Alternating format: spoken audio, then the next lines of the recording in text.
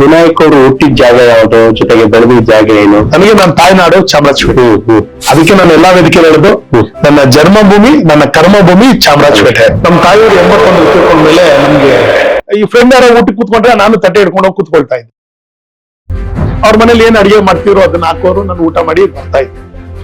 ಸರ್ವಧರ್ಮ ಗಣೇಶೋತ್ಸವ ಅಂತ ಹೇಳಿ ಇಡೀ ರಾಜ್ಯದಲ್ಲಿ ಫಸ್ಟ್ ಟೈಮ್ ನಾವು ಪ್ರಾರಂಭ ಮಾಡಿದ್ವಿ 92ರಲ್ಲಿ. ನಾವು ರಾಜಕಾರಣಕ್ಕೆ ಬರೋದಕ್ಕೆ ಒಂದ್ ಕಡೆ ನಮ್ಮ ತಂದೆಯವರು ಸರ್ಕಾರಿ ಕೆಲಸ ಕೊಟ್ಟಿದ್ದು, ಇನ್ನೊಂದು ವಿಜಯ್ ಕುಮಾರ್ ಮತ್ತೆ ಸುರೇಶ್ ಕೊಟ್ರು. ಮೊದಲನೇದಾಗಿ ಜವಾಬ್ದಾರಿ ಕಾಂಗ್ರೆಸ್ ನಲ್ಲಿ ತಗೊಂಡಿದ್ದು ಯಾವ್ದು? 92ರಲ್ಲೇ. ಏನ್ ಜವಾಬ್ದಾರಿ? ಅವಾಗ ನನಗೆ ಸಂಘಟನಾ ಕಾರ್ಯದರ್ಶಿ ಬೆಂಗಳೂರು ನಗರ ಜಿಲ್ಲೆ. ಪಕ್ಷದಲ್ಲಿ ಅವಾಗಿಂದ ಅಧಿಕಾರ ಬರಲಿಲ್ಲ. ಆಮೇಲೆ ಸಮೀರ್ ಅವರು ಕಾಂಗ್ರೆಸ್ ಬರ್ತಾರೆ. ನಮ್ಮ ಶಾಸಕರು ನನ್ನ ದೇವರು ಸಮೀರಣ್ಣ, ಅದ್ರ ಮಾತಿಲ್ಲ. ನಾನು ಯಾವುದೇ ವೇದಿಕೆಯಲ್ಲಿ ಇರ್ಲಿ, ಯಾವುದೇ ಜೀವನ ಇರ್ಲಿ, ನಂದು ನನಗೆ ಅವರು ನನ್ನ ನಾಯಕರು. ನಿಮ್ಗೆ ಕಾಂಗ್ರೆಸ್ ಪಕ್ಷ ಅಧಿಕಾರಕ್ಕೆ ಬಂದ ಆದ್ಮೇಲೆ ಬೆಂಗಳೂರು ಜಿಲ್ಲೆಗೆ ಧಾರ್ಮಿಕ ಪರಿಷತ್ತಿಗೆ ಸದಸ್ಯರನ್ನ ಆಯ್ಕೆ ಮಾಡಿದ್ರು. ಸೂಕ್ತವಾಗಿ ನನಗೆ ಜಮೀರಣ್ಣವರು ಮತ್ತೆ ಮುಖ್ಯಮಂತ್ರಿ ಸಿದ್ದರಾಮಯ್ಯ ಅವರು ಆಯ್ಕೆ ಮಾಡಿ ನನಗೆ ಆ ಸ್ಥಾನ ಕೊಟ್ರು. ಈಗ ನೀವು ಧಾರ್ಮಿಕ ದತ್ತಿ ಇಲಾಖೆ ಅಥವಾ ಧಾರ್ಮಿಕ ಪರಿಷತ್ ಸದಸ್ಯರು. ಅದಕ್ಕಿಂತ ಮುಂಚೆ ನಿಮ್ಗೆ ಟಿಕೆಟ್ ಯಾವ ತರ ಕೊಟ್ಟಿದಾರ? ವಿನಾಯಕ್ ಅವ್ರಿಗೆ ಟಿಕೆಟ್ ಕೊಟ್ರೆ ನನಗೆ ಚುನಾವಣೆ ಮಾಡಕ್ಕೆ ಆಗಲ್ಲ, ನನ್ನ ಚುನಾವಣೆ ಅನುಭವ ಅಲ್ಲಿ ನನ್ನ ಟಿಕೆಟ್ ತಪ್ಪಿಸಿದ್ರು. ಎಲ್ರಿಗೂ ನಮಸ್ಕಾರ, ನಾನ್ ನಿಮ್ ಮಣಿಕಂಠ. ಇವತ್ತು ಪೊಲಿಟಿಕಲ್ ಆಂಗಲ್ ವಿತ್ ಮಣಿಗೆ ಸ್ವಾಗತ.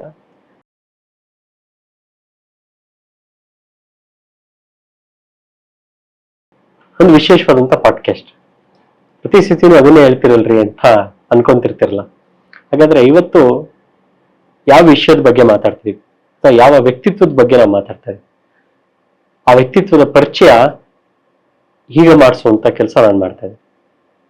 ಚಾಮರಾಜಪೇಟೆ ಅಂದಿದ ತಕ್ಷಣ ಎಲ್ರಿಗೂ ನೆನಪಾಗುವಂಥದ್ದು ಚಾಮರಾಜೇಂದ್ರ ಒಡೆಯರ್.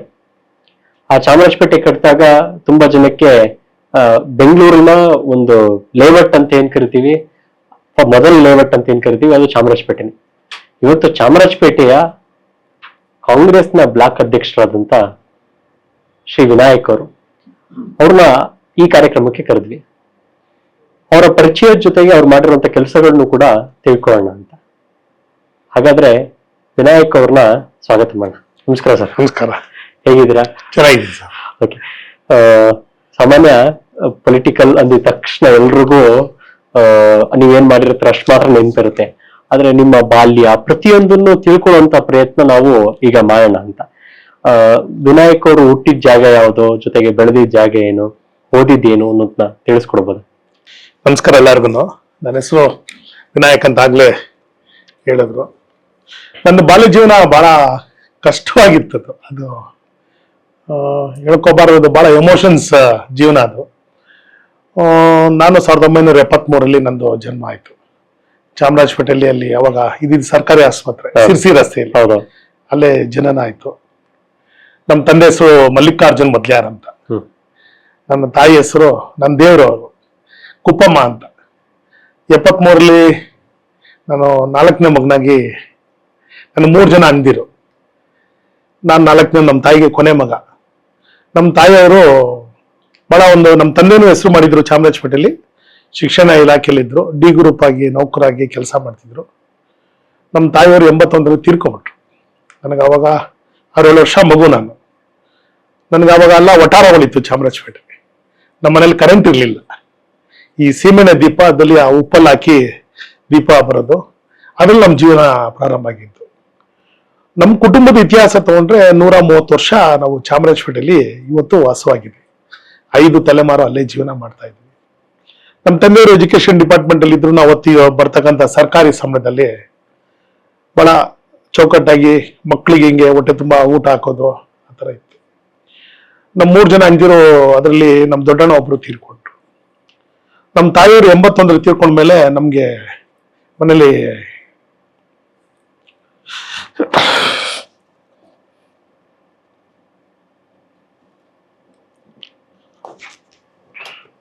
ನಮ್ಮ ತಾಯಿಯವ್ರು ತಿರ್ಕೊಂಡ್ಮೇಲೆ ಏನಾಯ್ತು, ನಮ್ಗೆ ಯಾರು ಅಡಿಗೆ ಮಾಡೋರು ಇಲ್ಲ. ಅದೆಲ್ಲ ಒಟ್ಟಾರ ಮನೆಗಳಿತ್ತಲ್ಲ, ಇವ್ರ ಮನೇಲಿ ಸಾಂಬಾರು, ಒಬ್ರ ಮನೇಲಿ ಮುದ್ದೆ, ಈ ತರ ಆಯ್ತು. ಎದುರಿಗೆ ನಮ್ಮ ಅಕ್ಕ ಅವ್ರು ಒಬ್ರು ಇದ್ರು, ಅಂದ್ರೆ ಅವರು ಬೇರೆ ಮನೆಯವರು, ನಮ್ಮನ್ನ ಬಹಳ ಪ್ರೀತಿಯಿಂದ ಸಾಕ್ತವ್ರು. ನಮ್ಮ ಒಟಾರದಲ್ಲಿ 16 ಮನೆಗಳಿತ್ತು. ಪಕ್ಕದ ಒಟಾರದಲ್ಲಿ 16 ಮನೆ, ಈ ತರ ಒಟಾರ ಮನೆಗಳು. ಈ ತರದಲ್ಲಿ ಇದ್ದಾಗ ಏನಾಯ್ತು, ನಮ್ಮ 4 ಜನಕ್ಕೂ ಅವಾಗ ನಮ್ಮ ಅಂದಿರೇ ನಮ್ಗೆ ಅಡಿಗೆ ಮಾಡ್ತಾ ಇದ್ರು. ಅಡಿಗೆ ಮಾಡೋದು, ಎಲ್ಲರೂ ಸ್ಕೂಲ್ಗೆ ಹೋಗ್ತಾ ಇದ್ವಿ. ಅವಾಗ ನಮ್ ದೊಡ್ಡಣ್ಣ ಒಂದ್ ದಿವಸ ಅಡಿಗೆ ಮಾಡಿದ್ರೆ 2ನೇ ಅಣ್ಣ 3ನೇ ಅಣ್ಣ ಬಟ್ಟೆ ಒಗೆಯೋದು, ಮನೆ ಕ್ಲೀನ್ ಮಾಡೋದು. ನಮ್ಮ ತಂದೆಯವರು ಕಚೇರಿಗೆ ಹೋಗ್ಬೇಕು. ಆಮೇಲೆ ನಮ್ಮ ತಾಯಿಯವ್ರ ತಂದೆಯವ್ರು ಏನ್ ಮಾಡಿದ್ರು, ಇಲ್ಲ ನಮ್ಮ ಮಕ್ಕಳೆಲ್ಲ ಅನಾಥರಾಗ್ತಾರೆ ಅಂತೇಳಿ ನಮ್ಮ ತಾಯಿ ತಂಗಿನೇ ನಮ್ಮ ತಂದೆಗೆ 2ನೇ ಮದುವೆ ಮಾಡಿಕೊಟ್ರು. ಎಲ್ಲೋ ಮಕ್ಳಿಗೆ ಬೇರೆಯವ್ರು ಬಂದ್ರೆ ತೊಂದರೆ ಆಗ್ತದೆ ಅಂತೇಳಿ ಮದುವೆ ಮಾಡಿಕೊಟ್ರು. ಅವರು ನಮ್ಮ ಚಿಕ್ಕಮ್ಮ ನಮ್ಮ ತಾಯಿ ತಂಗಿನೇ ಬಂದರು. ಅವ್ರಿಗೆ 2 ಮಕ್ಕಳು, ಗಂಡು ಮಕ್ಕಳಾದ್ರು. ಜೀವನ ಹಂಗೆ ನಡೀತಾ ಇತ್ತು. ನಾನು ಬಾಲ್ಯ ಜೀವನದಲ್ಲಿ ನಾನು ಓದಿದ್ ಬಂದು ನ್ಯಾಷನಲ್ ಹೈಯರ್ ಪ್ರೈಮರಿ ಶಾಲೆ, ನ್ಯಾಷನಲ್ ಹೈಸ್ಕೂಲ್. ಮಿಡ್ಲ್ ಸ್ಕೂಲಲ್ಲಿ ಏನಾಯ್ತು, ನನ್ನ ತಾಯಿ ತಿಳ್ಕೊಂಡಾಗ ನನಗೆ ಕ್ಲಾಸ್ ಟೀಚರ್ ಒಬ್ರು ಇದ್ರು, ಗೌರಮ್ಮ ಅಂದ್ಬಿಟ್ಟು. ಅವರೇ ನನಗೆ ಒಂದ್ ಕಡೆ ವಿದ್ಯಾಭ್ಯಾಸ, ಒಂದ್ ಕಡೆ ತಾಯಿ ಪ್ರೀತಿನ ಕೊಟ್ಟವರು ಗೌರಮ್ಮ ಅವರು. ಮತ್ತೆ ನಮ್ಮ ದೈನಿಕ ಶಿಕ್ಷಕರಿದ್ರು, ಉಮೇಶ್ ಸರ್ ಅಂತ. ಅವರು ನಮ್ಮನ್ನ ಅದೇ ರೀತಿ ಕಾಪಾಡಿ ನಮ್ಮನ್ನ 7ನೇ ತರಗತಿವರೆಗೂ ದಾಟಿ, ಅಲ್ಲೇನೆ ನಾನು 4ನೇ ಕ್ಲಾಸಲ್ಲಿ ಇದ್ದಾಗಲೇ ನನ್ನ ಕ್ಲಾಸ್ ಟೀಚರು 7ನೇ ತರಗತಿವರೆಗೂ ಅವರೇ ಕ್ಲಾಸ್ ಟೀಚರ್ ಆಗಿದ್ರು. ಬೇರೆ ತರಗತಿ ಸೆಕ್ಷನ್ ಕಳಿಸ್ಲಿಲ್ಲ ನನ್ನ. ಇಲ್ಲ, ಅವನಿಗೆ ತಾಯಿ ಇಲ್ಲ, ಅವ್ನು ನೋಡ್ಕೋಬೇಕು ಅಂತ ಹೇಳಿ ಅವರು ನನಗೆ ವಿದ್ಯಾಭ್ಯಾಸ ಕೊಟ್ಟು, ಆಮೇಲೆ ಅಲ್ಲಿಂದನೇ ನನಗೆ ಸ್ಪೋರ್ಟ್ಸ್ ಬಗ್ಗೆ ನನಗೆ ಬಹಳ ಆಸಕ್ತಿ ಇತ್ತು. ಖೋ ಪ್ಲೇಯರ್ ಆದೆ, ಆಮೇಲೆ ಕಬಡ್ಡಿ ಪ್ಲೇಯರ್ ಆದೆ, ಮಲ್ಕಂಬ ಬಂತು. ಇದರ 3ರಲ್ಲೂ ಭಾಗವಹಿಸ್ತಾ ಇದೆ. ನಮ್ಮ ಕ್ಲಾಸಲ್ಲಿ ಏನಾರ ಕಾರ್ಯಕ್ರಮ ಆದ್ರೆ ಅವಾಗ್ಲೇನೆ ನನಗೆ ಆ ನಾಯಕತ್ವ ಬಂದ್ಬಿಡ್ತು. ಅದು ಹೆಂಗ್ ಬಂತು ಅಂದ್ರೆ, ನಮ್ದು ಒಂದು ಭಜನೆ ಮಂದಿರ ಇದೆ ಚಾಮರಾಜಪೇಟೆಯಲ್ಲಿ. ನಮ್ ದೊಡ್ಡಪ್ಪ ಅವರು ಮತ್ತೆ ನಮ್ಮ ಚಾಮರಾಜಪೇಟೆ ಹಳೆಬ್ರು ಶೇಷಾದ್ರಿ ಗವಾಯಿ ಅವರು, ಆಮೇಲೆ ಜೋಗಣ್ಣ ಅವರು, ಕಂಬಯ್ಯ ಅಂತ ತುಂಬಾ ಹಿರಿಯರೆಲ್ಲ ಸೇರ್ಕೊಂಡು ಒಂದು ಭಜನೆ ಮಂದಿರ ಪ್ರಾರಂಭ ಮಾಡೋದು. ಶ್ರೀ ಸುಬ್ರಹ್ಮಣ್ಯ ಸ್ವಾಮಿ ಭಜನಾ ಸೇವಾ ಮಂಡಳಿ ಅಂತ ಹೇಳಿ ಪ್ರಾರಂಭ ಮಾಡಿ, ಸ್ವಾತಂತ್ರ್ಯ ಬರಕ್ಕೂ ಮುಂಚೆ 1946ರಲ್ಲಿ ಪ್ರಾರಂಭ ಆಗಿದ್ದು. ಅದ್ ಏನಕ್ಕಂದ್ರೆ, ನಮ್ಮ ಚಾಮರಾಜಪೇಟೆ ಬಡಾವಣೆ ಪಕ್ಕದ ಬಡಾವಣೆನೇ ಎಂಟಿಪೇಟೆ, ನ್ಯೂ ತರಕಪೇಟೆ ಅಂತ. ಎಲ್ಲ ಮಂಡಿ ವರ್ತಕರೇ ಜಾಸ್ತಿ ನಮ್ಮಲ್ಲಿ ನಿವಾಸಿಗಳಿದ್ರು. ಅಲ್ಲಿ ಕೆಲಸ ಮಾಡೋಂಥವ್ರಿಗೆ ಸಂಜೆ ಟೈಮಲ್ಲಿ ಆಯಾಸ ಆಗಿರುತ್ತಲ್ಲ, ಕೂಲಿ ಎಲ್ಲ ಮಾಡಿ ಅವ್ರು ಬಂದು ಸ್ವಲ್ಪ ದೇವರ ಒಂದು ಪ್ರಾರ್ಥನೆಯನ್ನ ಅಂತ ಮಾಡ್ಲಿ ಅಂತ ಹೇಳಿ ಭಜನೆ ಮಂದಿರ ಪ್ರಾರಂಭ ಮಾಡಿ ಇವತ್ತು ನಾವು ನಡ್ಸ್ಕೊಂಡ್ ಬರ್ತಾ ಇದ್ದೆ. ಅದು ಒಂದು ರೀತಿಯಲ್ಲಿ ಅದೊಂದು ಭಾಗ ಇದೆ. ಅಲ್ಲಿಂದ 7ನೇ ತರಗತಿ ಆಯ್ತು. ನಾನು ಕನ್ನಡ ಮೀಡಿಯಂ ಓದಿದ್ದು, ಕನ್ನಡ ಭಾಷೆಯಲ್ಲೇ ನಾನು ಎಲ್ಲಾನು ವ್ಯಾಸಂಗ ಮಾಡಿದ್ದು. 8th ಸ್ಟ್ಯಾಂಡರ್ಡ್ ಬರ್ತಿದ್ದಂಗೆ ಏನಾಯ್ತು, ಅಲ್ಲಿ ಸ್ವಲ್ಪ ಮತ್ತೆ ಒಂದ್ ಸ್ವಲ್ಪ ನಾಯಕತ್ವ ಬೆಳೆಯಕ್ಕೆ ಸ್ಟಾರ್ಟ್ ಆಯ್ತು. ಕ್ಲಾಸ್ ಲೀಡರ್ ಆದೆ. ಪ್ರತಿ ದಿವಸ ಪ್ರಾರ್ಥನೆ ಸಮಯ ಬಂದ್ರೆ ನಾನೇ ವೇದಿಕೆ ಮುಂದೆ ಹೋಗ್ತಾ ಇದ್ದು, 10ನೇ ತರಗತಿವರೆಗೂ. ಅದಾದ್ಮೇಲೆ ವ್ಯಾಸಂಗ ಮುಗೀತು. ಅದು ಮುಗಿದ್ಮೇಲೆ ನಮ್ಮಲ್ಲೂ ಸ್ವಲ್ಪ ಬಡತನ ಜಾಸ್ತಿ ಆಗೋಯ್ತು. ಬರ್ತಾ ಬರ್ತಾ ನಾವು ಬೆಳಿತಾ ಮಕ್ಕಳಿಗೆ ವಿದ್ಯಾಭ್ಯಾಸ ನಮ್ಮ ತಂದೆ ಸಂಬಳದಲ್ಲಿ ಇದಾಗ್ತಲ್ಲ.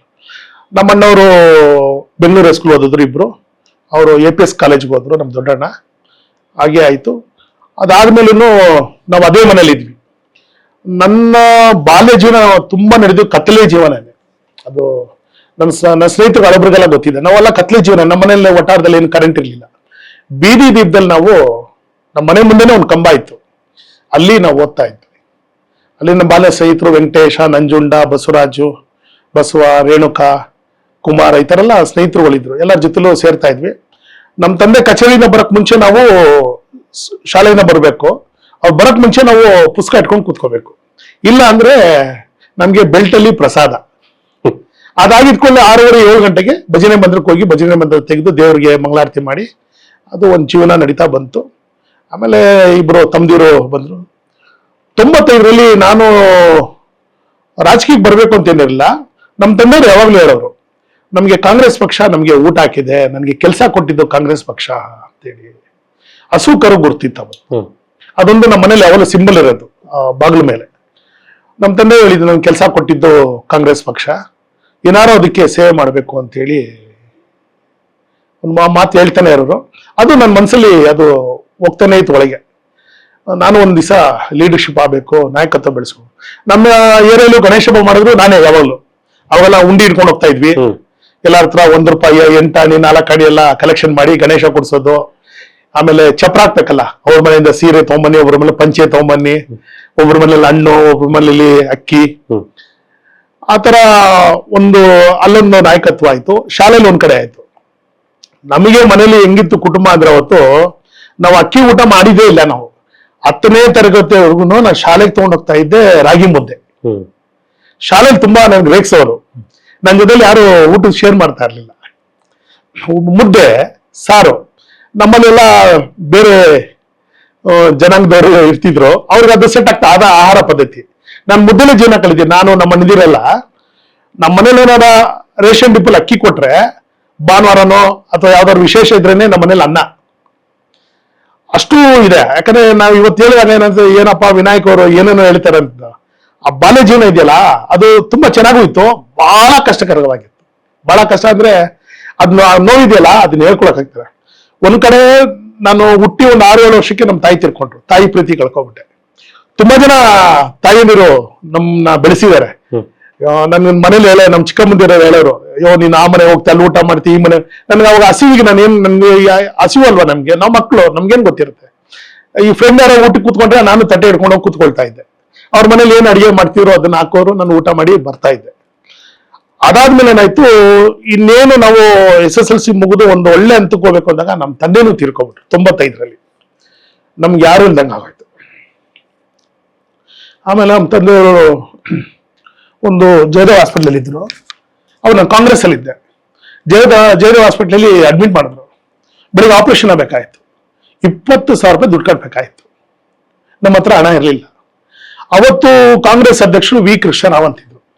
ಅವ್ರ ಮಗ ವಿಜಯ್ ಕುಮಾರ್ ಈಗಲೂ ನನ್ನ ಸ್ನೇಹಿತರು. ಅವ್ರ ತಂದೆಗೆ ಹೇಳಿ ಶೇಷಾದ್ರಿಪುರಂ ಲಿಂಕ್ ರೋಡಲ್ಲಿ ಮನೆ ಇತ್ತು. ನಾನು ಹೋಗಿ ಹಿಂಗೆ ನನ್ನ ಸ್ನೇಹಿತರಿಂದ ಅವ್ರ ಸ್ನೇಹಿತರಾಗಿದ್ರು. ಹಣ ಹಿಂಗಾಗಿದೆ, ನಮ್ಮ ತಂದೆಯವರಿಗೆ ಸ್ವಲ್ಪ ಬೆಳಿಗ್ಗೆ ಹಾರ್ಟ್ ಆಪರೇಷನ್ ಆಗಬೇಕು. ಅವಾಗ ಜಯದೇವ ಹಾಸ್ಪಿಟಲ್ ಬಂದು ವಿಕ್ಟೋರಿಯಾ ಹಾಸ್ಪಿಟಲ್ ಕಾಂಪೌಂಡ್ ಹೊಡೆಯಿತು. ಫಸ್ಟ್ ಅಲ್ಲೇ ಪ್ರಾರಂಭ ಆಗಿದ್ದು. ಆಮೇಲೆ ಅವರು ತಂದೆಯವರು ಬಂದು ನಮ್ಮ ತಂದೆಗೆ ಹಣನ ಕಟ್ಟಿದ್ರು. ರಾತ್ರಿ ಏನಾಯ್ತು ಅಂದ್ರೆ ಬಹಳ ಆಕಸ್ಮಿಕವಾದ ಘಟನೆ ಅದು ನಡೆದಿದ್ದು. ನಾನು ಯಾವತ್ತು ಯಾರಿಗೂ ಹೇಳಿಲ್ಲ, ನಮ್ಮ ಅಂದಿರಿಗೂ ಗೊತ್ತಿಲ್ಲ ಅದು. ರಾತ್ರಿ ನಾನು ಅವತ್ತು ನಮ್ಮ ತಂದೆಗೆ ಬೆಳಿಗ್ಗೆ ಆಪರೇಷನ್ ಅಂತ ಗೊತ್ತಿದೆ. ಅವರು ಮನಗಿದ್ರು, ನಾನು ಕೆಳಗೆ ಬಟ್ಟೆ ಹಾಕೊಂಡು ಮನಗಿದ್ದೆ ಬೆಡ್ಶೀಟ್ ಮೇಲೆ. ಅಲ್ಲೇ ಯಾರೋ ಇರ್ಬೇಕಾ ಟೇಕ್ ಕೇರ್. ನಮ್ಮ ತಂದೆ ಇದಕ್ಕಿದಂಗೆ ಎದ್ಬಿಟ್ಟು ಅವರು ಜೀವನ ಹೇಳಕ್ ಸ್ಟಾರ್ಟ್ ಮಾಡಿದ್ರು. ಭಜನೆ ಬಂದ್ರೆ ಹೆಂಗ್ ಪ್ರಾರಂಭ ಆಯ್ತು, ನಿಮ್ ತಾಯಿ ಜೀವನ ಚಿಕ್ಕ ವಯಸ್ಸಲ್ಲಿ ಇದಾಗೋಯ್ತು, ನಿಮ್ಮ ಅಣ್ದಿರೆಲ್ಲ ಇದ್ದಾರೆ, ನೀನ್ ಸ್ವಲ್ಪ ಗಟ್ಟಿ ಇದೆಯಾ, ನಿಮ್ಮ ಅಣ್ದಿರ್ ಕೈ ಬಿಡ್ಬೇಡ, ಜವಾಬ್ದಾರಿಗಳು ಹಿಂಗಿದೆ, ಏನಾರು ಮಾಡೋ, ಸಮಾಜಕ್ಕೆ ಸೇವೆ ಮಾಡೋ, ಯಾವತ್ತಾರು ನಿನ್ಗೆ ಆ ಜೀವನ ಒಳ್ಳೆ ಜೀವನ ಕೊಡ್ತದೆ. ನಾನು ಡಿ ಗ್ರೂಪ್, ಅದೇ ಕಾಫಿ ಗ್ಲಾಸು, ಕಾಫಿ ತಂದ್ಕೊಡೋದು, ಕಾಫಿ ಗ್ಲಾಸ್ ತೊಳೆಯೋದು, ಕಸ ಗುಡ್ಸೋದು, ಅದೇ ತಾನೇ ಡಿ ಗ್ರೂಪ್ ನೌಕರು. ಆಮೇಲೆ ಕಚೇರಿ ತೆಗೆಯೋದು, ಕ್ಲೋಸ್ ಮಾಡೋದು ನಮ್ಮ ತಂದೆಯವರೇ.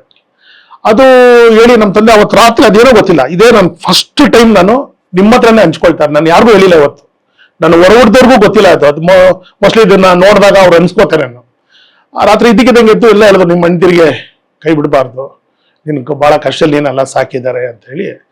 ಅದೇನೋ ಗೊತ್ತಿಲ್ಲ ಅವ್ರಿಗೆ, ಆ 6 ಸೆನ್ಸ್ ಬಂತೇನೋ. ಹೇಳಿದ್ರು ಬೆಳಿಗ್ಗೆ ಆಪರೇಷನ್ ಥಿಯೇಟರ್ಗೆ ಹೋಗ್ಬೇಕಾರೆ ತೀರ್ಕೊಂಡ್ರು. ಆಪರೇಷನ್ ಆಗ್ಲಿಲ್ಲ, ತೀರ್ಕೊಂಡ್ರು. ನಾವು ಆಮೇಲೆ ಜವಾಬ್ದಾರಿ ಬಂತು. ನಮ್ಮ ದೊಡ್ಡಣ್ಣ ಆಮೇಲೆ ಅವರು ಎಜುಕೇಶನ್ ಸೆಕೆಂಡರಿ PUC BA ಹೋಗ್ಬೇಕಾಗಿತ್ತು. ಅವ್ರ ಕೆಲಸನ ಬಿಟ್ಬಿಟ್ಟು ಕಾಲೇಜ್ ಬಿಟ್ಟು ಆಟೋ ಓಡ್ಸಕ್ಕೆ ಸ್ಟಾರ್ಟ್ ಮಾಡಿದ್ರು. ನಮ್ಮ 2ನೇ ಅಣ್ಣ ಒಬ್ರು ಗಾರ್ಮೆಂಟ್ಸ್ಗೆ ಹೋದ್ರು. 3ನೇ ಅಣ್ಣವರು ನಮ್ಮ ಜೊತೆಲಿ ಅವರು ಓದ್ತಾ ಇದ್ರಲ್ಲ, ನಾವು ನಮ್ಮ ಅಣ್ಣವರೇ ನಮ್ಮನ್ನ ಸಾಕಿ ಒಂದು ಹಂತಕ್ಕೆ ತಗೊಂಡ್ಬಂದ್ರು. ಆಮೇಲೆ ನಾನು 89ರಲ್ಲಿ ನಾನು SSLC ಮುಗಿದು ಕಾಲೇಜ್ಗೆ ಹೋಗೋಣ ಅಂತಿದ್ದೆ. ಅವತ್ತು ಆಗ್ಲಿಲ್ಲ, ಆ ಸಂದರ್ಭ ಸ್ವಲ್ಪ ಗ್ಯಾಪ್ ಕೊಟ್ಟೆ. ಈ 89ರಲ್ಲಿ ನಮ್ಗೆ ಫಸ್ಟ್ RV ದೇವರಾಜ್ ಅವರು ಕಾಂಗ್ರೆಸ್ ಅಭ್ಯರ್ಥಿಯಾಗಿ ಬಂದ್ರು. ಅವಾಗ ಸೇವಾದಳ ಅಧ್ಯಕ್ಷ ಆಗಿದ್ರು, ಬಂದ್ರು. ನಾವೆಲ್ಲ ಈ ಮಾತಾಡೋರು ಯಾರು ಬೇಕು ಅಂತ ಹೇಳಿ ಚರ್ಚೆ ನಡೀತಾ ಇತ್ತು. ಯಾರು ಹೇಳಿದ್ರು, ಈ ತರ ಮಲ್ಲಿಕಾರ್ಜುನ್ ಅವರ ಮಗ ತುಂಬಾ ಚೆನ್ನಾಗಿ ಮಾತಾಡ್ತಾನೆ ವೇದಿಕೆಯಲ್ಲಿ, ದೇವಸ್ಥಾನಗಳೆಲ್ಲ, ಅವನ ಕರೆಸಿ ಅಂತ. ಫಸ್ಟ್ ಟೈಮ್ ನಾನು ಕಾಂಗ್ರೆಸ್ ಅಭ್ಯರ್ಥಿ ಆಗಿದ್ದು ದೇವರಾಜ್ ಅವರು, ಪ್ರಮಳಾನೆ ಸರ್ಗೆ ಅವರು ಬಿಜೆಪಿಯಿಂದ 40 ರೂಪಾಯಿ ಕೂಲಿಗೆ ನಾನು ಒಂದೊತ್ತು ಅನ್ನ ಸಾಂಬಾರು ಹೋದೆ. ಚುನಾವಣೆ ಆಯ್ತು, ಅವ್ರು ಗೆದ್ರು. ಅವ್ರ ರಾಜಕೀಯ ಜೀವನ ಅವ್ರದ್ದಾಯ್ತು, ನಾವು ಹಾಗೇ ಇದ್ದೆ. ಏನಂತ ಕೇಳಿದ್ರೆ, ನಿಮ್ಮ ಜೀವನದಲ್ಲಿ ಈ ಕಷ್ಟಗಳ ಕಾಲ ನೋಡಿದ್ರಿ, ಅದಾದ್ಮೇಲೆ ನೀವು ಚೇತರಿಸ್ಕೊಳ್ಳೋ ಪ್ರಯತ್ನ ಮಾಡಿದ್ ಯಾವಾಗ ಅಂತ? 92ರಲ್ಲಿ 91 ಆಯ್ತು. 92ರಲ್ಲಿ ನಾವು ಈ ಗಣೇಶ ಹಬ್ಬ ಮಾಡ್ತಿದ್ವಲ್ಲ, ನಮ್ಮ ಭಜನೆ ಮಂದಿರ ಪಕ್ಕ ಒಂದು, ಈಗ ನಾನಿರೋ ಮನೆ ಪಕ್ಕದ್ದೆ ಸೋಮು, ಪ್ರಭಾಕರ, ಮಧು, ಸೀನಿ ಅಂತೆಲ್ಲ ನಮ್ಮ ಸ್ನೇಹಿತರುಗಳಿದ್ರು. ಅಲ್ಲಿ ಗಣೇಶ ಹಬ್ಬ ಪ್ರಾರಂಭ ಮಾಡಿದ್ವಿ. ಅವಾಗ ಲೀಡರ್ಶಿಪ್ ಬೆಳೀತಾ ಬೆಳೀತಾ ನಾನು ವ್ಯಾಪಾರದ ಕಡೆ ಗಮನ ಕೊಟ್ಟೆ. ಏನ್ ವ್ಯಾಪಾರ ಮಾಡ್ತೀವಿ? A to Z ಅಂತ ಒಂದು ಆಫೀಸ್ ಮಾಡಿದ್ವಿ, A to Z ಎಂಟರ್ಪ್ರೈಸಸ್ ಅಂತ. ಏನಂದ್ರೆ ಆಗಿನ ಕಾಲದಲ್ಲಿ ಎಲ್ಲರೂ ಈ ಅವ್ರ ಕೆಲಸ ಕಾರ್ಯ ಒತ್ತಡದಲ್ಲಿದ್ದಾಗ ಅವ್ರ ಮನೆ ಕರೆಂಟ್ ಬಿಲ್ಲು, ವಾಟರ್ ಬಿಲ್ಲು, ಯಾವ್ದಾರ ಬಿಲ್ಗಳನ್ನ ಕಟ್ಟಕ್ ಹೋದ್ರೆ 10 ರೂಪಾಯಿ ಸರ್ವಿಸ್ ತಗೊಳ್ಳೋದು. ಅವ್ರ ಬಿಲ್ ಪೇಮೆಂಟ್ ಕೊಡೋರು. ಈಗ 60 ರೂಪಾಯಿ ಕರೆಂಟ್ ಬಿಲ್ ಬಂದಿರೋದು, ನಾವು 70 ರೂಪಾಯಿ ತಗೊಳ್ತಾ ಇದ್ವಿ. 10 ರೂಪಾಯಿ ಏನಕ್ಕಂದ್ರೆ ನಾವು ಅಲ್ಲೋಗಿ ಕಟ್ಬಿಟ್ಟು ಬಂದು ಅವ್ರ ಮನೆಗೆ ಬಿಲ್ ಕೊಡೋದು. ಹ್ಮ್ 10 ರೂಪಾಯಿ ನಮ್ ಸರ್ವಿಸ್ ದುಡ್ಡು. ಹ್ಮ್ ಅದಾಗಿ ಏನಾಯ್ತು, ಹುಡುಗರ ಸೇರಿ ವಿನಾಯಕ ಗೆಳೆಯರ ಬಳಗ ಅಂತೇಳಿ ಒಂದು ಸಂಘ ಪ್ರಾರಂಭ ಮಾಡಿದ್ವಿ. ಆಗ ಪ್ರಾರಂಭ ಮಾಡಿ ಮೊದಲನೇ ವರ್ಷ ಆಯ್ತು, ಚಿಕ್ಕದಾಗಿ ಗಣೇಶ ಹಬ್ಬ ಮಾಡಿದ್ವಿ. ಅದೇ ಟೈಮ್ಗೆ ನನ್ನ ಯೂತ್ ಕಾಂಗ್ರೆಸ್ ಅವರು ಒಂದಿಬ್ರು ಭೇಟಿ ಮಾಡಕ್ ಬಂದ್ರು. ಬಹಳ ಒಂದು ಸ್ಟೋರಿ ಅದು. ನನ್ನ ಬಾಲ್ಯ ಸ್ನೇಹಿತ ಒಬ್ಬ ನಾರಾಯಣ್ ಗೌಡ ಅಂತಿದ್ದಾನೆ, ಅವ್ನು ಖೋ ಖೋ ಪ್ಲೇಯರ್. ಇವತ್ತು ಅವನಿಗೆ ಸ್ಪೋರ್ಟ್ಸ್ ಇಂದ ಅವನು ಈಗ ಪೊಲೀಸ್ ಇಲಾಖೆಯಲ್ಲಿ ಇದ್ದಾನೆ. ಅವ್ರ ಅಣ್ಣವರು ಸುರೇಶ್ ಗೌಡ ಅಂದ್ಬಿಟ್ಟು, ಇನ್ನೊಬ್ರು ವಿಜಯ್ ಕುಮಾರ್ ಅಂತ ಒಬ್ರು ಇದ್ರು ನಮ್ಮ ಚಾಮರಾಜಪೇಟೆಯಲ್ಲಿ. ಅವ್ರ ತಂದೆಯವರು ಬಹಳ ದೊಡ್ಡ ಕಾಂಗ್ರೆಸ್ ಲೀಡರ್, ಮಂಗಳೂರವರು. ತಂದೆ ಹೆಸರು ಸುಂದರರಾಜ್ ಅಂತ, ಸುಂದರಂ ಅಂತ. ಅವರು ಜನಾರ್ದನ್ ಪೂಜಾರಿ ಜೊತೆಲಿ ಇದ್ದವರು, ಪೂಜಾರಿ ಮೇಳ ಮಾಡ್ತಿದ್ರು. ಅವ್ರ ಮಗ ಬಂದು ಬೆಂಗಳೂರು ನಗರ ಜಿಲ್ಲಾ ಅಧ್ಯಕ್ಷ ಆದ್ರು ಯೂತ್ ಕಾಂಗ್ರೆಸ್. ಒಳ್ಳೆ ಒಬ್ಬ ಕಾರ್ಯಕರ್ತ, ಒಬ್ಬ ನಾಯಕ ಬೇಕು ಚಾಮರಾಜಪೇಟೆ ಅಂತ ಹೇಳಿ ಆ ನಾರಾಯಣ ಹೋಗಿ ಅವ್ರ ಅಣ್ಣಂಗೆ ಹೇಳ್ತಾರೆ, ಸುರೇಶ್ ಗೌಡ್ರಿಗೆ, ನನ್ನ ಫ್ರೆಂಡ್ ಇದಾರೆ, ಈ ತರ ಚೆನ್ನಾಗ್ ಮಾತಾಡ್ತಾರೆ. ಅವರು SD ಇಲ್ಲಿ ಯಾವಾಗ ರೋಡ್ ಕಿಂಗ್. ಇಬ್ರು ಮನೆಗ್ ಬಂದ್ರು. ನಾನೇನೋ ಗಲಾಟೆ ಮಾಡ್ಬಿಟ್ಟೇನೇನೋ, ನನ್ನ ಸೇರ್ಬಿಡ್ತಾನೆ ಅಂತ ನಾನ್ ಅನ್ಕೊಂಡಿದ್ರೆ, ಅವ್ರು ಬಂದ್ರು. ಆಮೇಲೆ ಮಾತಾಡ್ಸಿ, ಇಲ್ಲ ಈ ತರ ಒಂದು ನಮ್ದು ಯೂತ್ ಕಾಂಗ್ರೆಸ್ ಇದೆ, ನೀವು ಸಂಘಟನೆಯಲ್ಲಿ ಇದ್ದೀರಾ, ನೀವು ಬಂದು ಭಾಗವಹಿಸಿ, ಜಾಗ ನಿಮ್ಗೆ ಅವಕಾಶ ಇದೆ ಬೆಳೀಲಿಕ್ಕೆ. ನಾನು ರಾಜಕಾರಣಕ್ಕೆ ಬರೋದಕ್ಕೆ ಒಂದ್ ಕಡೆ ನಮ್ಮ ತಂದೆಯವರು ಸರ್ಕಾರಿ ಕೆಲಸ ಕೊಟ್ಟಿದ್ದು, ಇನ್ನೊಂದು ವಿಜಯ್ ಕುಮಾರ್ ಮತ್ತೆ ಸುರೇಶ್ ಗೌಡ್ರು. ಇದನ್ನು ಯಾರಿಗೂ ನಾನು ಹೇಳಿರ್ಲಿಲ್ಲ. ನೀವು ಮೊದಲನೇದಾಗಿ ಜವಾಬ್ದಾರಿ ಕಾಂಗ್ರೆಸ್ ನಲ್ಲಿ ತಗೊಂಡಿದ್ದು ಯಾವ್ದು? 92ರಲ್ಲೇ. ಏನ್ ಜವಾಬ್ದಾರಿ? ಅವಾಗ ನನಗೆ ಸಂಘಟನಾ ಕಾರ್ಯದರ್ಶಿ ಬೆಂಗಳೂರು ನಗರ ಜಿಲ್ಲಾ. ಆಗ್ಲೇ ಆ ಸಮಯದಲ್ಲಿ ಕಾಂಗ್ರೆಸ್ ಕೂಡ ಒಂದು ಪೀಕ್ ಅಲ್ಲಿ ಇದ್ದಂತ ಸಮಯ. ಆ ಸಮಯದಲ್ಲಿ ನಿಮ್ಗೆ ಹೇಗಿತ್ತು ಕಾಂಗ್ರೆಸ್? DK ನಾಯ್ಕರ್ ಅವರು ಕಾಂಗ್ರೆಸ್ ಅಧ್ಯಕ್ಷರು, ವೀರೇಂದ್ರ ಪಾಟೀಲ್ ಅವರು ಮುಖ್ಯಮಂತ್ರಿಗಳು. ನಾವು ಜವಾಬ್ದಾರಿ ಕೊಟ್ಟಿದ್ ಕೂಡಲೇ ಒಂದು ಕಾರ್ಯಕ್ರಮ ಮಾಡ್ಬೇಕು ಅಂತ ಹೇಳಿ ಅಧ್ಯಕ್ಷರು ಮತ್ತೆ ನಮ್ಮ ಇದು ರಾಜ್ಯಾಧ್ಯಕ್ಷರು ಇಬ್ರದ್ದು ಒಂದು ಫರ್ಮಾನ್ ಆಯ್ತು. ಟೌನ್ ಅಲ್ಲಿ ಒಂದು ದೊಡ್ಡ ಕಾರ್ಯಕ್ರಮ ಮಾಡಿದೆ. ಎಲ್ಲಾ ವಿಧಾನಸಭಾ ಕ್ಷೇತ್ರದಲ್ಲಿ ಅಧ್ಯಕ್ಷನ ನೇಮಕ ಮಾಡಿ ಎಲ್ಲಾ ಕಡೆ ನಾನು, ಅವೆಲ್ಲ ನನ್ನ ಸೈಕಲ್ ನಂದು, ನಾನೇನು ನನ್ನ ಹತ್ರ ಟೂ ವೀಲರ್ ಇಲ್ಲ, ಸೈಕಲ್ ಅಲ್ಲಿ ಇಲ್ಲಿಂದ ಬಿನ್ನಿಪೇಟೆ ಕ್ಷೇತ್ರಕ್ಕೆ ಹೋಗೋದು, ಆಮೇಲೆ ರಾಜೇನಗರ ಹೋಗೋದು, ಆಮೇಲೆ ಪುಲಿಕೇಶ್ ನಗರ ಇವಾಗ ಏನಿದೆ ಅಲ್ಲಿಗೆ ಹೋಗೋದು. ಈ ತರ ಅವಾಗ ಶಾಂತಿನಗರ ಬಹಳ ಇದಾಗಿತ್ತು, ಮುನ್ಸ್ವಾಮಿ ಅವರು MLA ಇದ್ರು. ಆಮೇಲೆ ರಾಜೇನಗರದಲ್ಲಿ ಸುರೇಶ್ ಕುಮಾರ್ ಮುಂಚೆ ಒಬ್ರು ಗಾಂಧಿನಗರದಲ್ಲಿ ಬಂದು ನಮ್ಮ ADMK ನಾಯಕರ ದಯಾನಂದ್ ಅಂದ್ಬಿಟ್ಟು ಅವರಿದ್ರು. ಆಮೇಲೆ ಚಿಕ್ಕಪೇಟೆಗೆ ಬಂದು ಪೆರಿಕಾಲ್ ಮಲ್ಲಪ್ಪ ಅವರಿದ್ರು, ಅವಾಗ ಕ್ಷೇತ್ರ. ಇದಕ್ಕೆ ಬಂದು G ನಾರಾಯಣ್ ಕುಮಾರ್ ಇದ್ರು ಬಿನ್ನಿಪೇಟೆ ಕ್ಷೇತ್ರದಲ್ಲಿ. ಈ ತರದ ಅವತ್ತು ಹಳೆಯಲ್ಲಿ ನಾಯಕರುಗಳು ಅವ್ರು ಬೇರೆ ತರ ಇದ್ರು. ನಾವು ಯೂತ್ ಕಾಂಗ್ರೆಸ್ ಇದ್ದು ಒಂದು ಕಾರ್ಯಕ್ರಮ ಮಾಡಿ ಯುವ ಸಂಘಟನೆ ಅಂತ ಹೇಳಿ ಟೌನ್ ಅಲ್ಲಿ ಫಂಕ್ಷನ್ ಮಾಡಿದ್ವಿ. ಅವಾಗ S ಸೋಮೇಶ್ವರ್ ನಮ್ಗೆ ಬಹಳ ಸಹಾಯ ಮಾಡಿದ್ವಿ. ಇವತ್ತು ಅವ್ರನ್ನ ನೆನ್ಸ್ಕೋಬೇಕು. ನಾನು ಕಾರ್ಯಕ್ರಮ ಮಾಡಿದಾಗ ಅವತ್ತೇನು ಕಾರ್ಯಕರ್ತರು ನಮ್ಮ ಪಕ್ಷದ ಮುಖಂಡರು ಬಂದು ಫುಲ್ ಊಟದ ವ್ಯವಸ್ಥೆ ಮತ್ತೆ ಪ್ರತಿಯೊಂದು ಅವರೇ ನೋಡ್ಕೊಂಡು ಕಾರ್ಯಕ್ರಮಕ್ಕೂ ಬಂದು ಆಶೀರ್ವಾದ ಮಾಡಿ. ಅವಾಗ RV ವೆಂಕಟೇಶ್ ಅವರು, ದಿನೇಶ್ ಗುಂಡ್ರಾವ್, NA ಹ್ಯಾರಿಸ್, R ಮಂಜುನಾಥ್ ಇವರೆಲ್ಲ ಯೂತ್ ಕಾಂಗ್ರೆಸ್ ಇಲ್ಲಿ. R ಮಂಜುನಾಥ್ ಅವರು ಅಧ್ಯಕ್ಷರು, ಆಮೇಲೆ ದಿನೇಶ್ ಗುಂಡ್ರಾವ್ ಆದ್ರು, ಜೊತೆಗೆ ಹ್ಯಾರಿಸ್ ಅವರು ಇದ್ರು. ಹ್ಯಾರಿಸ್ ಅವರು ನಾವೆಲ್ಲ ಯೂತ್ ಕಾಂಗ್ರೆಸ್ ಇಂದ ಬಂದವರು ಅಲ್ಲ, ಬೇರೆ ಬೇರೆ ಮುಖಂಡರು ಇದ್ರು. ಅದಾಗೇನಾಯ್ತು, ಮತ್ತೆ ಮುಖ್ಯಮಂತ್ರಿ ಬದಲಾವಣೆ ಆಯ್ತು. ಬಂಗಾರಪ್ಪ ಅವರು ಬಂದ್ರು. ಈ ಮಧ್ಯದಲ್ಲಿ ಏನಾಯ್ತು, ಬಂಗಾರಪ್ಪ ಅವರು ಇಳಿದ ಮೇಲೆ ವೀರಪ್ಪ ಮೊಯ್ಲಿಯವರು ಸಂದರ್ಭದಲ್ಲಿ ಈ ಗಣೇಶ ಹಬ್ಬ ಮಾಡ್ತಿದ್ವಲ್ಲ, 92ರಲ್ಲಿ ಏನಾಯ್ತು, ಏನಾರು ವಿಭಿನ್ನವಾಗಿ ಗಣೇಶ ಹಬ್ಬ ಮಾಡಬೇಕು, ಎಲ್ಲಾ ಧರ್ಮದವನ್ನ ಸೇರಿಸಿ ಒಂದು ಸರ್ವಧರ್ಮ ಗಣೇಶೋತ್ಸವ ಮಾಡ್ಬೇಕಂತ ಹೇಳಿ ನಮ್ಮ ಮಧು, ಹರೀಶ್ ಮತ್ತೆ ನಂದೀಶ್ ಅಂತಿದ್ರು, ನಮ್ಮ ಶ್ರೀನಿವಾಸ್, ವೆಂಕಟೇಶ್ ಅಂತಿದ್ರು, ಎಲ್ಲ ಸೇರಿ ಸರ್ವಧರ್ಮ ಗಣೇಶೋತ್ಸವ ಅಂತ ಹೇಳಿ ಇಡೀ ರಾಜ್ಯದಲ್ಲಿ ಫಸ್ಟ್ ಟೈಮ್ ನಾವು ಪ್ರಾರಂಭ ಮಾಡಿದ್ವಿ 92ರಲ್ಲಿ. ಅವಾಗ ಬೇರೆ ಬೇರೆ ರಾಜಕಾರಣಿಗಳು, ಪೊಲೀಸ್ ಅಧಿಕಾರಿಗಳು ಎಲ್ಲಾರನ್ನೂ ನಾವು ಆಹ್ವಾನ ಮಾಡಿದ್ವಿ. ಇದೊಂದು ಯಾರಿಗೂ ಕೆಲವು ಜನಗಳು ಗೊತ್ತಿಲ್ಲ, ನಾವೇನು ಸೇವೆ ಮಾಡಕ್ ಪ್ರಾರಂಭ ಮಾಡಿದ್ವಿ. ಗಣೇಶ ಹಬ್ಬ ಮಾಡೋದು ಒಂದ್ ಕಡೆ ಆದ್ರೆ, ಎಲ್ಲಾ ಧರ್ಮದ ಸೇವೆ ಒಂದ್ ಕಡೆ ಆದ್ರೆ, ಸಮಾಜಕ್ಕೆ ನಾವು ಮಾಡ್ಬೇಕಾಯ್ತಲ್ಲ. ಅವಾಗ ನಾವು 92ರಲ್ಲಿ HMT ಇಂದ ಬ್ರೈಲ್ ವಾಚಸ್, ಯಾರು ಅಂಧರಿದ್ದಾರೆ ಅವ್ರಿಗೆ ಬ್ರೈಲ್ ವಾಚ್ ಕೊಡ್ಬೇಕು ಅಂತ ಹೇಳಿ ಅವಾಗ 250 ರೂಪಾಯಿ ಒಂದು ವಾಚ್. ಎಷ್ಟೊಂದು ಜನ ಅಂಗವಿಕಲರಿಗೆ ಅವ್ರ ಜೀವನಕ್ಕೆ ಬಹಳ ಕಷ್ಟಗಳಿರ್ತಾ ಇತ್ತು. ತುಂಬಾ ಜನದ ಅನುಭವ ತಗೊಂಡಿದ್ದಾರೆ. ವಾಚ್ ತಗೊಳಕ್ ಆಗ್ತಿರ್ಲಿಲ್ಲ, ಅವ್ರ ಸಮಯ ನೋಡ್ಬೇಕಲ್ಲ. ಆ ಬ್ರೈಲ್ ವಾಚ್ ನಾವು ಉಚಿತವಾಗಿ ಕೊಡಕ್ ಸ್ಟಾರ್ಟ್ ಮಾಡಿ. ಎರಡನೇದು, ಇಡೀ ರಾಜ್ಯದಲ್ಲಿ ಅಂಗವಿಕಲರು ಯಾರು ಹ್ಯಾಂಡಿಕ್ಯಾಪ್ಸ್ ಇದಾರೆ, ಟ್ರೈಸೈಕಲ್ ಬರೋದು. ಅದು ಮ್ಯಾನುಫ್ಯಾಕ್ಚರಿಂಗ್ ಬಂದು ನಿರ್ಮಲಾ ಇಂಜಿನಿಯರಿಂಗ್ ವರ್ಕ್ಸ್ ಅಂತೇಳಿ ಮೈಸೂರು. ಹ್ಮ್ ಇಲ್ಲಿ ನಮ್ಮ ಕೆ ಆರ್ ರೋಡ್ ಅಲ್ಲಿ ಸಂಜಯ್ ಟಾಕೀಸ್ ಎದುರಿಗೆ ಅವಾಗ ಒಂದು ಮಿಥಿಕ್ ಸೊಸೈಟಿ ಅಂತಿತ್ತು, ಅಲ್ಲಿಗೆ ಅವ್ರು ತಂದ್ಕೊಡೋರು. ಅದು 1800 ರೂಪಾಯಿ ಒಂದು ಸೈಕಲ್, 1800 ರೂಪಾಯಿ.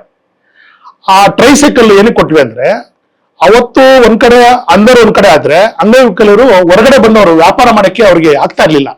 ಅಟ್ಲೀಸ್ಟ್ ಸೈಕಲ್ ಕೊಟ್ರೆ ಅವರೆಲ್ಲಾರು ಒಂದ್ ಕಡೆ ಹೋಗಿ, ಅವಾಗೆಲ್ಲ ಲಾಟ್ರಿ ಟಿಕೆಟ್, ಬೇರೆ ಬೇರೆ ವಸ್ತುಗಳನ್ನ ಮಾರೋದು, ಟೆಲಿಫೋನ್ ಬೂತ್ ಹೋಗ್ಬೇಕು ಅಂದ್ರೆ ಅವ್ರನ್ನ ಒತ್ಕೊಂಡೋಗ್ಬೇಕಾಯ್ತು. ಮತ್ತೆ ಆಟೋಗಳು ಬರ್ತಾ ಇರ್ಲಿಲ್ಲ. ಅದಕ್ಕೆ ಅವ್ರನ್ನೆಲ್ಲ ಗುರ್ತಿಸಿ ತುಂಬಾ ಯಾರು ಬಡವರಿದ್ದಾರೆ ಅವ್ರಿಗೆ ಟ್ರೈಸೈಕಲ್ ಕೊಡಕ್ಕೆ ಪ್ರಾರಂಭ ಮಾಡಿದ್ರು. ಹೋಗ್ತಾ ಹೋಗ್ತಾ ನಮ್ದು ಬಹಳ ಹೆಸರುವಾಸಿ ಆಗೋಯ್ತು. ಇಡೀ ರಾಜ್ಯದಿಂದ ನಮ್ಗೆ, ನಾವು ಪೇಪರ್ ಅಲ್ಲಿ ಅವಾಗ ಪ್ರಜಾವಾಣಿ ಕನ್ನಡಪತ್ರಿಕೆ, ಪ್ರಜಾವಾಣಿ ಮತ್ತೆ ಕನ್ನಡಪ್ರಭ ಇತ್ತು, ಅಲ್ಲಿಗೆ ನಾವು ಪ್ರಕಟಣೆ ಕೊಡ್ತಾ ಇದ್ವಿ. ವಿಳಾಸ ಕೊಟ್ರೆ ನಮ್ಗೆ ಪತ್ರ ಬರೆಯೋರು. ನಾವು 3 ತಿಂಗಳು ಮುಂಚೆ ಇದನ್ನ ಮಾಡ್ತಾ ಇದ್ವಿ. ಈ ಮಧ್ಯದೇನಾಯ್ತು, ನಮ್ಗೆ ವರಮಾನ ಇರ್ಲಿಲ್ವಲ್ಲ. ನಮ್ಮ 2 ಅಣ್ಣ ಗಾರ್ಮೆಂಟ್ಸ್ ಅಲ್ಲಿ ಇದ್ರು, ದೀಪಕ್ ಗಾರ್ಮೆಂಟ್ಸ್ ಅಂತ. ಅಲ್ಲಿ ನನ್ಗೆ ಹೆಲ್ಪರ್ ಆಗಿ ಸೇರ್ಸಿದ್ರು 240 ರೂಪಾಯಿ ಸಂಬಳಕ್ಕೆ. ಈ 8ನೇ ತರಗತಿಯಿಂದ 10ನೇ ತರಗತಿಗೆ ನನ್ನ ಶಾಲೆ ಫೀಸ್ ಬಂದು ಆ ಗಾರ್ಮೆಂಟ್ ಸಂಬಳದಲ್ಲೇ ನಾನು ಫೀಸ್ ಕಟ್ಟಿದ್ದು ಮತ್ತೆ ಯೂನಿಫಾರ್ಮ್ ತಗೊಂಡಿದ್ದು. ಈ ಗಣೇಶ ಹಬ್ಬ ಮಾಡಿ ಯಾವಾಗ ನಾವು ಈ ಟ್ರೈಸೈಕಲ್ ಮತ್ತೆ ಇದೆಲ್ಲ ಕೊಡಕ್ ಸ್ಟಾರ್ಟ್ ಮಾಡಿದ್ವೋ, ನಾಯಕತ್ವ ನಂಗೆ ಬೆಳೀತು. ಆಮೇಲೆ ಮನೆ ಕಡೆ ಜಾಸ್ತಿ ನಮ್ಮ ಅಂಜಿ ನೋಡ್ಕೊಳ್ಳೋರು, ನಮ್ಮ ಚಿಕ್ಕಮ್ಮ ಇದ್ರು, ಹಂಗ ನಡ್ಕೊಂಬಾರ್ದು. ಒಂದು ಹೇಳ್ಬೇಕು ಅಂದ್ರೆ, ನಮ್ಮ ತಂದೆಗೆ ಅವಾಗ ಡಿ ಗ್ರೂಪ್ ಅವರಿಗೆ ಯೂನಿಫಾರ್ಮ್ ಕೊಡೋರು, ವೈಟ್ ಅಂಡ್ ಅದೊಂಥರ ಗಟ್ಟಿ ಬರೋದು.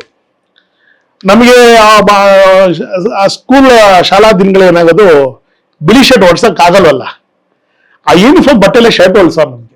ಅವೆಲ್ಲ ನಾವು ಇಲ್ಲಿ ಕಾಲರ್ ಬರೋದು, ಇಲ್ಲಿ ಜೋಬ್ ಬರೋದು, ಅದೊಂದ್ಸಲಿ ಬಟ್ಟೆ ಹಾಕ್ಬಿಟ್ಟು ನಾವು ನೀರಲ್ಲಿ ಹಾಕಿದ್ರೆ ಗಟ್ಟಿ ಆಗ್ಬಿಡೋದು.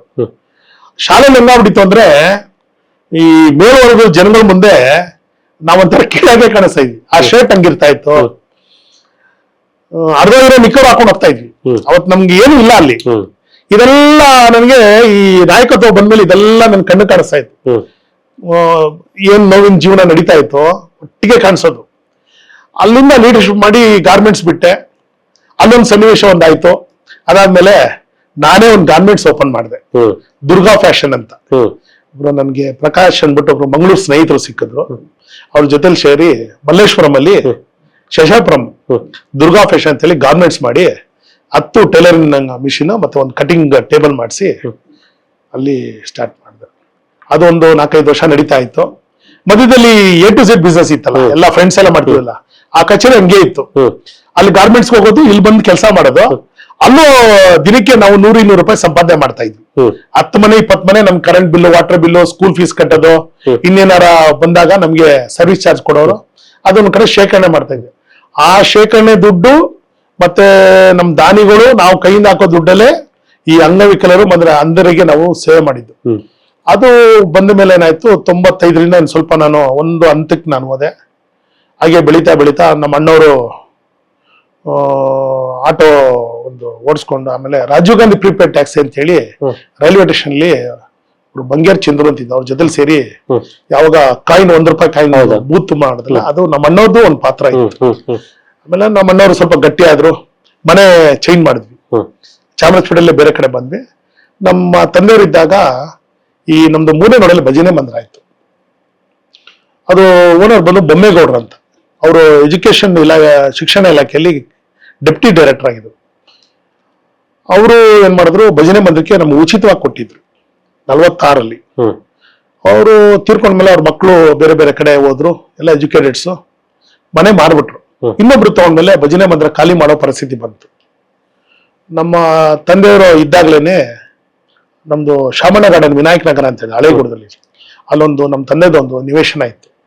ಅದನ್ನ ಮಾರಿ ಭಜನೆ ಮಂದಿರ ಮತ್ತೆ ನಮ್ಮ ಮನೆಗೆ ಅಂತ ಹೇಳಿ ಒಂದು ಜಾಗ ತಗೊಂಡ್ರು 2,07,000 ರೂಪಾಯಿಗೆ. ನನ್ನ ಹತ್ರ ಇನ್ನೂ ಆ ಬುಕ್ಸ್ ಎಲ್ಲ ಇದೆ, ಲೆಕ್ಕ ಬರ್ತಿರೋದು.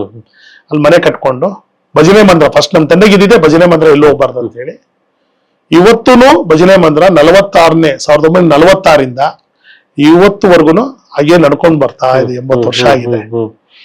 ಇದು ಒಂದ್ ಕಡೆ ನನ್ನ ಬಾಲ್ಯ ಜೀವನ ಆಯ್ತು.